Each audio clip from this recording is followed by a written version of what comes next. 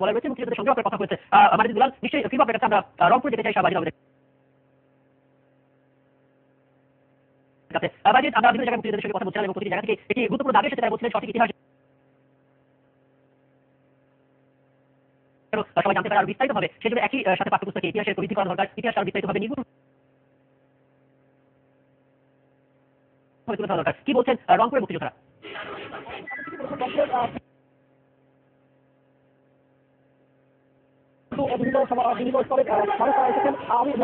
মহান বিজয় দিবসে বিভিন্ন শ্রেণী পেশার মানুষের সাথে কথা বলেছি, বিশেষ করে মুক্তিযোদ্ধা এবং যারা নতুন প্রজন্ম, তারা দাবি করেছেন যে এই মহান বিজয় দিবসে মূলত তাদের প্রত্যাশা হলো সঠিক ইতিহাস বাংলাদেশের, সেই ইতিহাস তারা জানুক এবং যারা বাংলাদেশে বিরোধিতা করেছিল তাদের শুরু উন্মোচিত হোক ইতিমধ্যেই, যাদের ফাঁসি কার্যকর করা হয়েছে এবং আগামীতে যাদের ফাঁসি রায় রয়েছে সেটি কার্যকর করে বাংলাদেশ সামনের দিকে এগিয়ে যাবে। ৪৪ বছর পেরিয়ে ৪৫ বছরে পা দেবে। আর একটি বিষয় যেটি আপনি বলছেন যে পাঠ্যপুস্তকের বিষয়টি, আমি অনেক যারা দীর্ঘদিন শিক্ষকতার পেশার সাথে জড়িত তাদের সাথে কথা বলেছি, তারা যেটি জানিয়েছেন যে বাংলাদেশের পাঠ্যপুস্তকগুলোতে বিশেষ করে ক্ষুদে শিক্ষার্থী এবং যারা শিক্ষার্থী রয়েছেন আর তাদের জন্য পাঠ্যপুস্তকে বাংলাদেশ দেশপ্রেমের যে বিষয়গুলো সেগুলো আরো বেশি করে থাক, সেটি তারা চাচ্ছেন। আর আপনাকে জানিয়ে রাখছি যে আমি এখন রংপুরের শহীদ যে রংপুরের যে স্টেডিয়াম রয়েছে সেই স্টেডিয়ামে রয়েছি। কিছুক্ষণ আগে আমি রংপুরের যে শহীদ মিনার সেখান থেকে ঘুরে এসেছি। এই রংপুর স্টেডিয়ামে কিন্তু বিভিন্ন স্কুলের শিক্ষার্থীরা এসেছেন আর তারা এসে শারীরিক যে কসরত সেটি করছেন এবং বিভিন্ন শিক্ষার্থীরা তারা এসে এই কসরতের মাধ্যমে মুক্তিযুদ্ধ এবং বাংলাদেশের ইতিহাস ঐতিহ্য তুলে ধরছেন। এবং রংপুরের এই যে স্টেডিয়াম, এখানে অভিবাদন মঞ্চে রংপুর রেঞ্জের ডিআইজি, রংপুরের বিভাগীয় কমিশনার দিলওয়ার বক এবং রংপুরের পুলিশ সুপার তারা রয়েছেন এবং বিভিন্ন শ্রেণী পেশার মানুষ তারা আসছেন এবং এক ধরনের মানুষের ঢল এই শহীদ মিনার এবং রংপুরের স্টেডিয়াম, সেখানে কিন্তু মানুষের ঢল নেমেছে।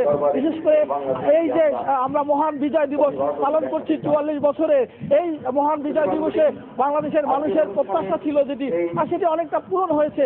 সে কারণে কিন্তু মানুষের স্বতঃস্ফূর্ত অংশগ্রহণ আমরা লক্ষ্য করেছি এবং আজকে অন্যান্য বারের তুলনায় শীতকে উপেক্ষা করে বিভিন্ন বয়সী মানুষ তারা এসেছেন শহীদ মিনার এবং রংপুর স্টেডিয়ামে এবং সবারই প্রত্যাশা বাংলাদেশকে আগামী দিনে যেন বাংলাদেশ আরো অনেক দূরে এগিয়ে যায়, এই স্বাধীন পতাকা আরো পথ করে উঠে সেটি তারা কামনা করছেন। এবং বাংলাদেশ বিরোধী যারা রয়েছেন এবং যারা বাংলাদেশের যুদ্ধের সময় বিরোধিতা করেছেন তাদের বাকি যে রায় রয়েছে সেটি কার্যকর করার দাবিও তারা একই সাথে জানিয়েছেন।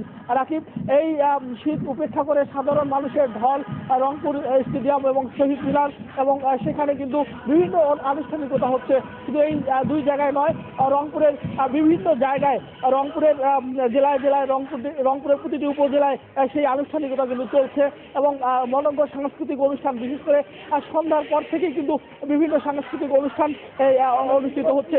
আমরা এই যে পুরো অনুষ্ঠান জুড়ে আমরা কিন্তু দেখছি। তো আমরা এই মুহূর্তে যদি আমরা কথা বলি, আমরা রংপুরের বিভাগীয় কমিশনার, রংপুরের রেঞ্জের ডিআইজি তারা কিন্তু কুচকাওয়াজ শেষে তারা অভিবাদন মঞ্চের দিকে ফিরিয়ে যাচ্ছেন এবং এই স্কুলের শিক্ষার্থীরা তারা আছেন এবং আমরা দেখতে পাচ্ছি শাহবাজিদ আহমেদ তারা সারিবদ্ধভাবে দাঁড়িয়ে আছেন এবং নিশ্চয়ই এরপরে আরো অনেক আনুষ্ঠানিকতা আছে এবং আপনি নজর রাখতে থাকবেন।